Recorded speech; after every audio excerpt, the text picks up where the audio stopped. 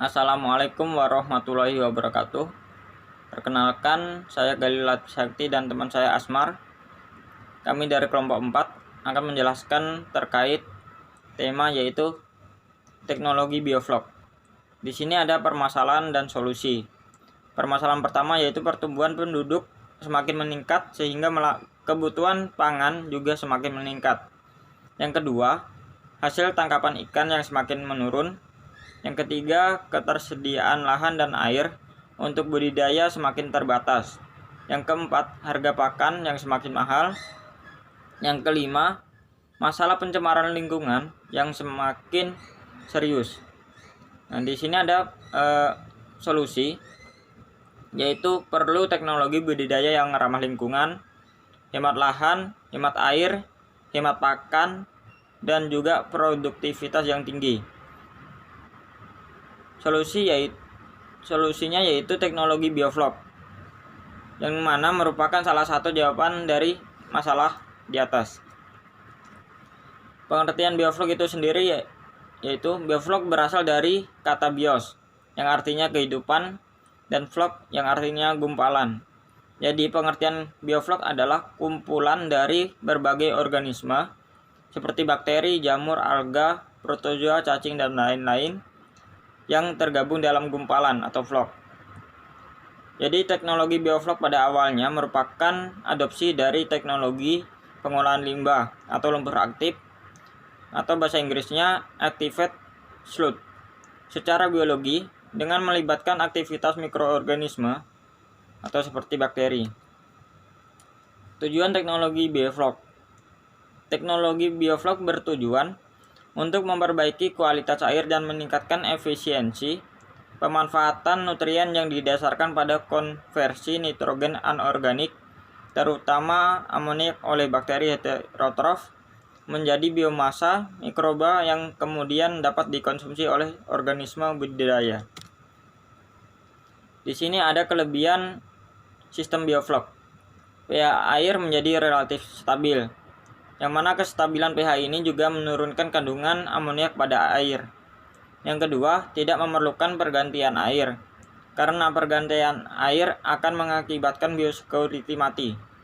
Yang ketiga, limbah yang ada pada kolam budidaya akan didaur ulang menjadi pakan berprotein tinggi, sehingga biaya pembelian pakan dapat diminimalisir. Dan juga ada kekurangan sistem bioflok. Yang pertama, tidak dapat diterapkan pada kolam atau tambak yang bocor atau rembes karena dapat mengancam biosecurity yang ada.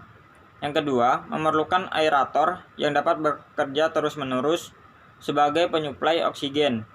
Yang ketiga, pengamatan air harus dilakukan lebih sering dan teliti demi mencegah timbulnya nitrit dan amoniak.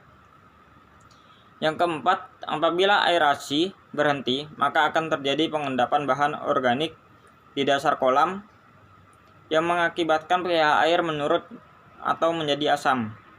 Yang kelima, apabila flok atau gumpalan terlalu pekat dapat menyebabkan kematian bertahap karena oksigen menjadi rendah.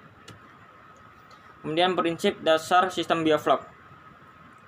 Prinsip dasar dari sistem bioflok ini adalah mengubah senyawa organik dan anorganik yang di dalamnya berisi senyawa karbon atau C, oksigen atau O, hidrogen atau H, nitrogen atau N menjadi massa sludge berbentuk bioflok dengan cara memanfaatkan bakteri pembentuk gumpalan atau flok yang mengubah biopolimer sebagai bioflok. Dalam penerapannya, dalam budidaya perairan, dalam hal ini budidaya lele, teknologi bioflok memanfaatkan nitrogen anorganik menjadi nitrogen organik yang tidak beracun. Kemudian di mana teknologi bioflok ini atau BFT, kita harus memerlukan seperti ikan, kemudian pakan, cahaya, sumber karbon atau oksigen untuk menjadikannya bioflok.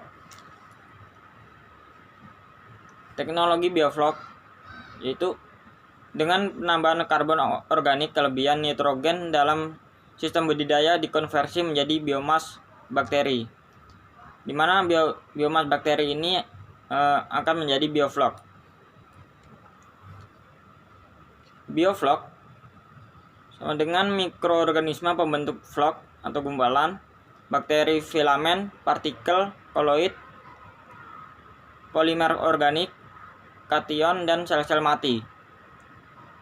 Mengapa bakteri membentuk flok? Karena ada 3, yaitu pembentukan habitat mikro, perlindungan dari predator, meningkatkan difusi nutrien. Kemudian di sini ada aplikasi teknologi bioflok. Yang pertama itu perbaikan kualitas air, peningkatan efisiensi pemanfaatan protein, penurunan biaya pakan, biosecurity. Kemudian budidaya ikan nila atau udang yang sering digunakan. Kemudian aspek penting dalam bioflok, yang pertama itu intensitas pengadukan. Nah, di dalam intensitas pengadukan ini ada beberapa, yaitu mempengaruhi struktur dan ukuran flok. Pengadukan terlalu kuat, seperti ukuran flok lebih kecil. Yang ketiga, manipulasi input energi. Yang keempat, penggunaan jenis aerator yang tepat. Aspek penting yang kedua yaitu oksigen terlarut atau DO. Yaitu ada juga beberapa macam, yaitu dipengaruhi oleh pengadukan dan aerasi. Yang kedua, mempengaruhi aktivitas metabolisme bakteri. Yang ketiga, mempengaruhi struktur flok, seperti DO tinggi, nah, dengan flok lebih besar dan padat. DO rendah, bakteri filamen mendominasi sampai flok terapung. Kemudian aspek penting yang keempat, laju akumulasi bahan organik, seperti mempengaruhi komposisi mikroba pembentuk flok. Dipengaruhi oleh metode pemberian pakan. Aspek yang kelima, temperatur, itu mempengaruhi komposisi kimia bioflok. DO atau disolved oksigen, laju metabolisme, pertumbuhan organisme budidaya.